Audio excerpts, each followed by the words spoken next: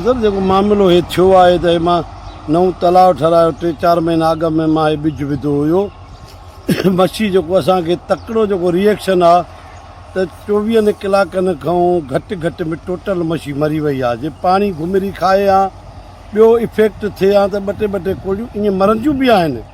हिकु महीनो मुंहिंजो 7000 ॿिज छॾियलु 10 जिरेबनि ते मुंहिंजो तलाउ आहे। टोटल जो टोटल 7000 ॿिज ई मरी वियो आहे।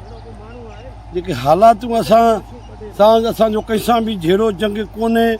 ज़रूरु मुजरम जे तलाश में आहियूं।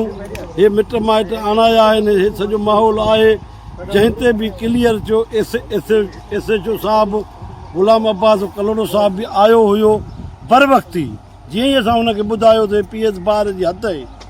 मूंसां वॾो ज़ुल्म थी वियो आहे, कहर थी वियो आहे, जेको मुंहिंजो 15 खां 20 मन लखनि जे अंदरि में मुंहिंजो नुक़सानु थियो आहे।